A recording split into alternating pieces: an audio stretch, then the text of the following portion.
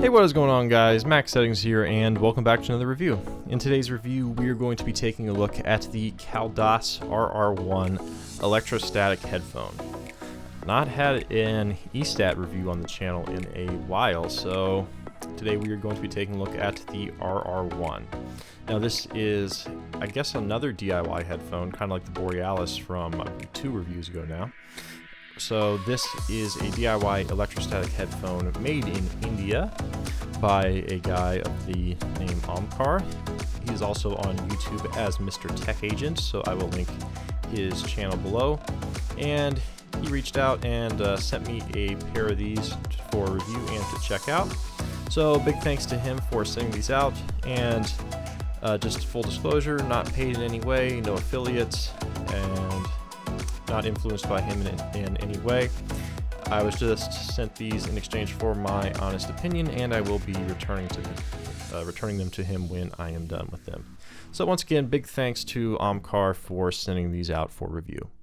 Now, the Kaldas RR1, like I mentioned, is a DIY eStat made in India, and it's coming in at a $500 price point.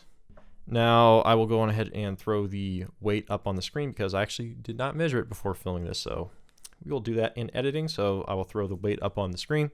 So, the RR1, moving on into the build, definitely does have some DIY qualities, and there's some things I like about the build, and there's some things I really don't. So, the look, I actually quite like. Some people don't like how this looks, but I actually quite like the look. I liked a lot on the prototype ones. He had these wires in red, and I thought that was kind of a nice contrast as opposed to the black on the production one. So the top headband is metal, just a piece of spring steel. Have a comfort strap, which does get very close to actually hitting the top of this even when extended.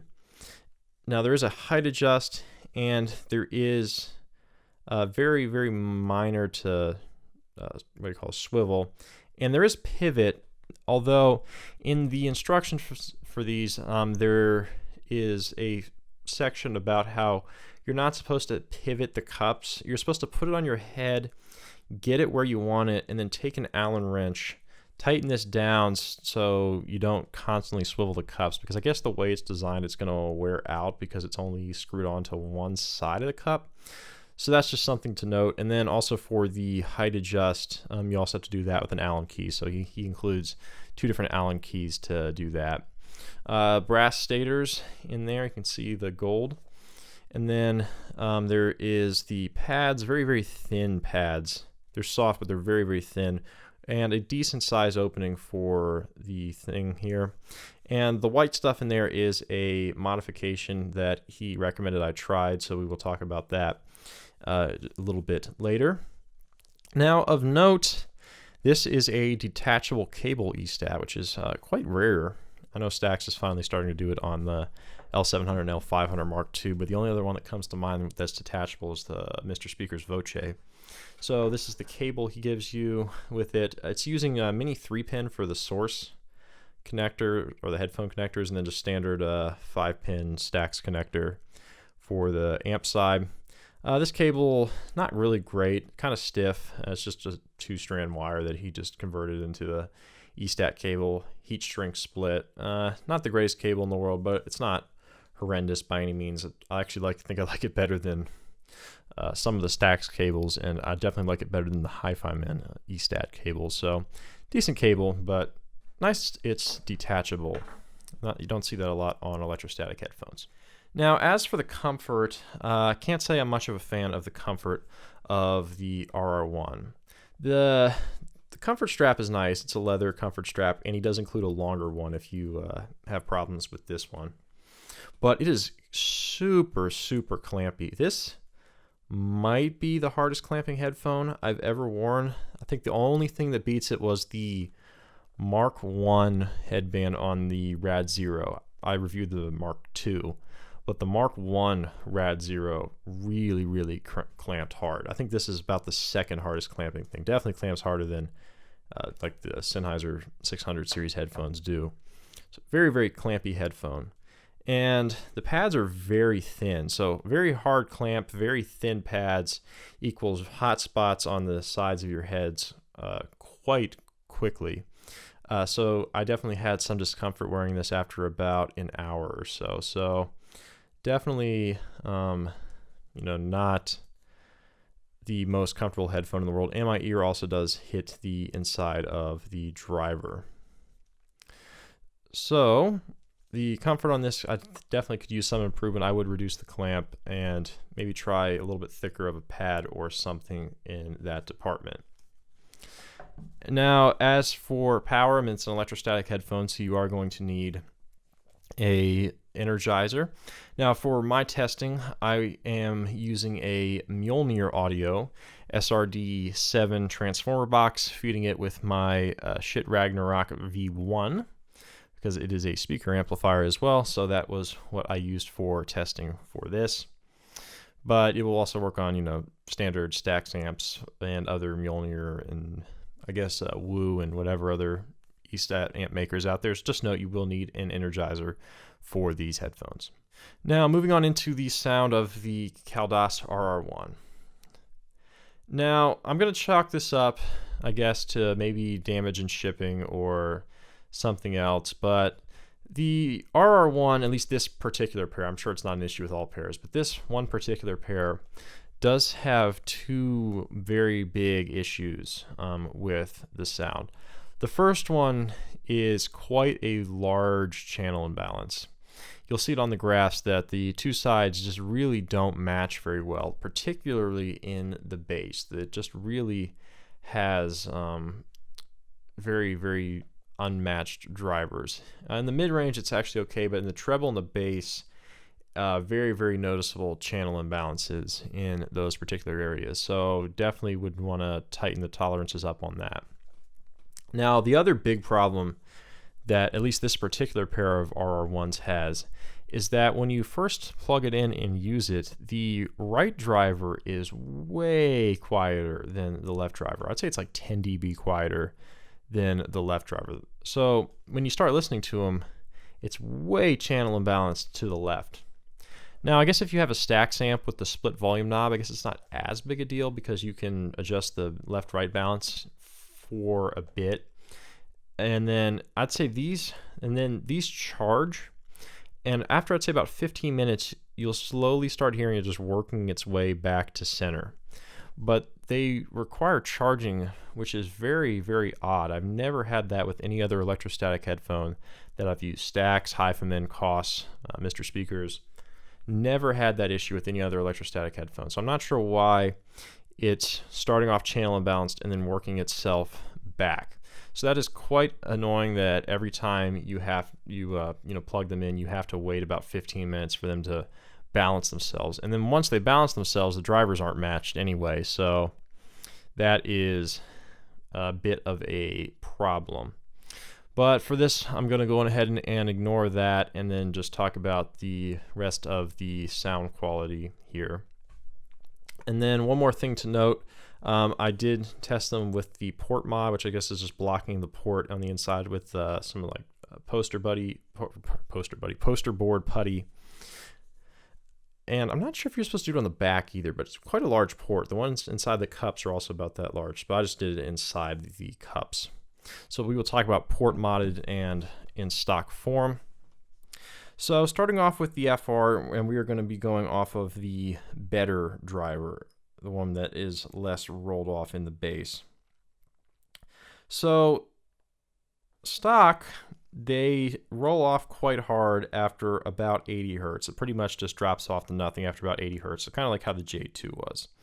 After that, you have very typical, I'd say flat bass and lower mids with that 1.5K shout that so many E-stat headphones share. I'd say you'd have about a 3 dB 1.5K shout. After that, quite recessed mid-range right after that 1.5K shout just kind of drops off, and from like 2 to about 5K, just very recessed, I'd say 5-6 dB across the board. After that, your treble does come back up quite a lot. And this thing actually was bothering me with being a bit too bright. I definitely think it's more of the air. It has very, very annoying air, like 13K and like 14K. And like, there's like 11, 13, and 14K were very peaky and bright on this, which is not an issue I have on many headphones, the above 10K air. But this one was really bothering me with the amount of peaky air in the treble.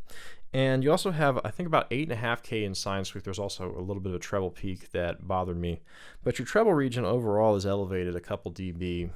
So they are quite bright and tizzy up in that treble area. So that is with the stock form. Now with the port mod, which at least with the mod or with the port covered in there, they managed to get to 20 hertz, which is nice, but they seem to roll off, I'd say maybe 7 or 8 dB from about 100 to 20 hertz. So not terrible, so at least they extend.